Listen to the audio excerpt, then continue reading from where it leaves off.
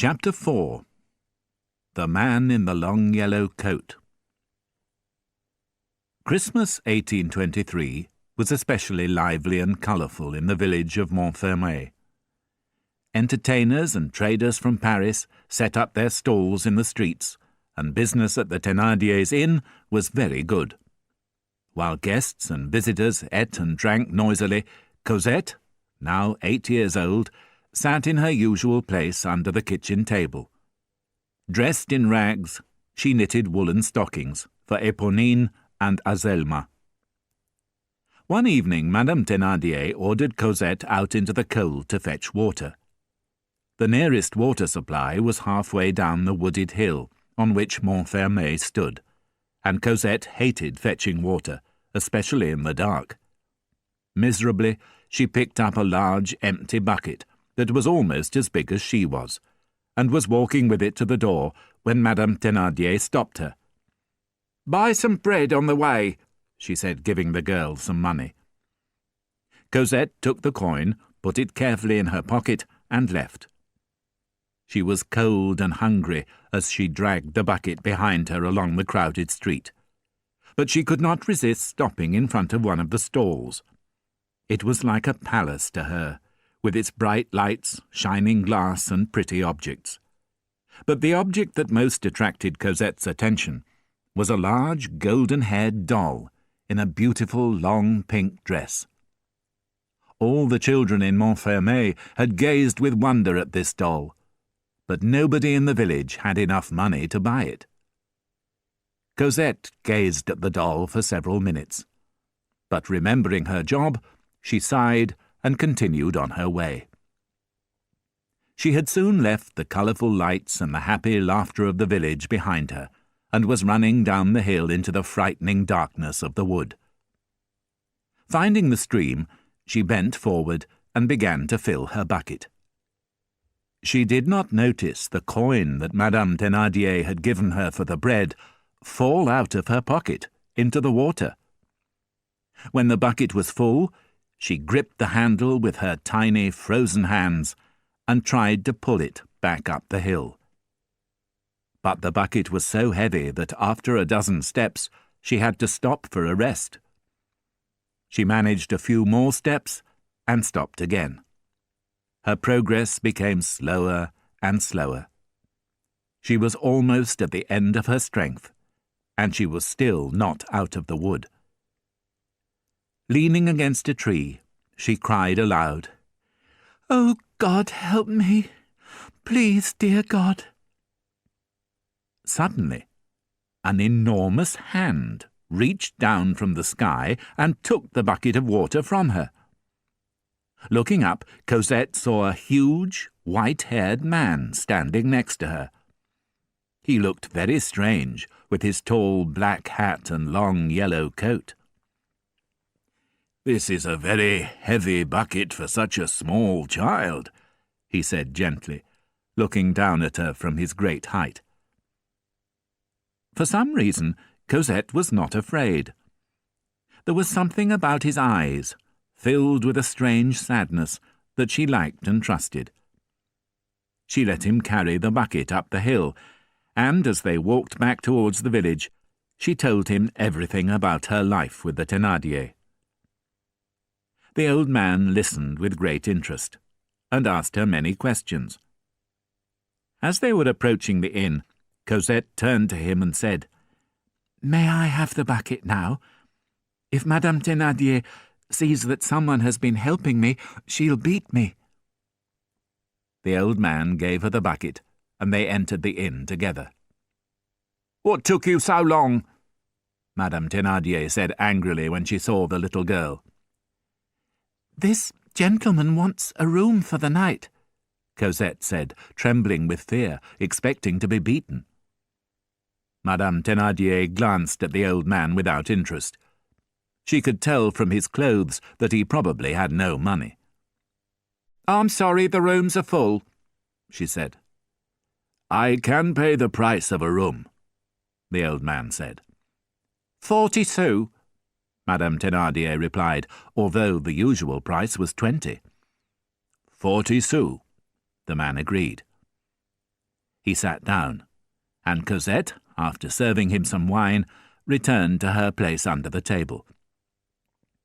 But before she could start her knitting, she heard Madame Thénardier's angry voice demanding, "Where's the bread I told you to get?" Cosette, who had forgotten about the bread, came out from under the table. "The baker's was shut," she lied. "Well, give me back the money." Cosette felt in her pocket and suddenly went pale. The coin was not there. "I'm waiting," Madame Thénardier said threateningly. Cosette said nothing, speechless with fear as the woman raised her arm to hit her. But before she could deliver the blow, the old man, who had seen everything, interrupted her.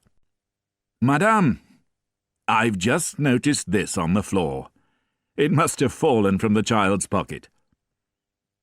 Madame Thénardier took the coin the old man held towards her and walked away. At that moment, the door opened and Éponine and Azelma appeared. They were two healthy girls, the old man noticed, dressed in warm clothes and with pink, healthy cheeks. After hugging and kissing their mother, they sat on the floor by the fire and played with a doll. Cosette, who had returned to her place under the table, looked up from her knitting and watched them sadly. A short time later the girls grew bored with their game. They left the doll on the floor and went off to play with a baby cat. Cosette, checking that no one was watching, reached out and picked up the doll. She turned her back on the room and began to play with it, hoping that no one could see what she was doing. Her happiness did not last long, however. The two girls, when they saw Cosette with their doll, ran crying to their mother. Madame Thénardier rushed across the room towards Cosette, who, afraid that she would be punished, put the doll gently on the floor and began to cry. "What's the matter?" the old man said, rising to his feet. "Can't you see?" Madame Thénardier said, red with anger. "That nasty little girl, who isn't even my own daughter, who I feed and look after out of the kindness of my heart, has been playing with my daughter's doll." "I don't understand," the old man said. "She's touched it with her dirty hands." Then, hearing Cosette crying, she turned to the little girl and shouted, "Stop that noise!" The old man left the inn, and minutes later returned with something in his hands. The beautiful doll from the stall across the road. "Here," he said softly, placing it gently on the floor in front of Cosette.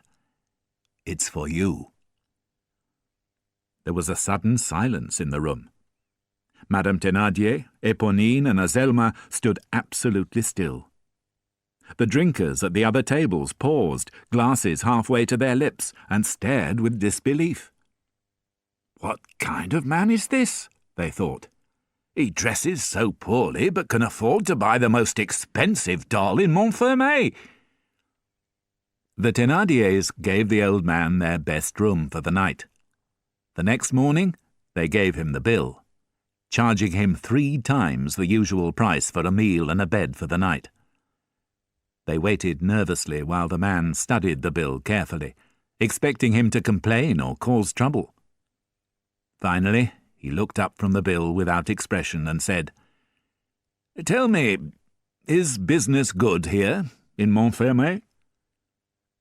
"Times are very hard," Madame Thénardier replied immediately. "This is a poor country. I don't know how we would manage without the occasional rich and generous traveller like yourself. We have so many expenses. That child, for instance, you've no idea how much she costs. We have our own daughters to look after. I can't afford to look after other people's children too." "What would you say," the old man said after a moment's thought, "if I offered to take the child from you?" "Oh," Madame Thénardier's face brightened. "That would be wonderful." "Just a minute," her husband said. "We love that child very much. It's true we're poor and we have bad debts, but love is more important than money." "How much do you need?" the old man asked, taking an old leather wallet from the pocket of his coat. 1,500 francs, Thénardier, who had already done his arithmetic, replied. The old man put 3 500-franc notes on the table and said, without smiling, "Now fetch Cosette."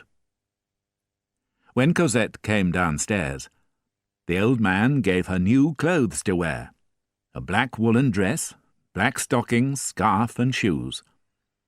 Half an hour later, the people of Montfermeil saw an old man in a tall hat and long yellow coat walking along the road to Paris, hand in hand with a little girl dressed completely in black. No one knew the man, and because she was carrying an expensive doll and was no longer wearing rags, not many recognized Cosette. Cosette was leaving at last. She did not know where to or with whom. But as she held the old man's hand, she gazed wide-eyed at the sky. She had the strange but comforting feeling that she was somehow travelling closer to God.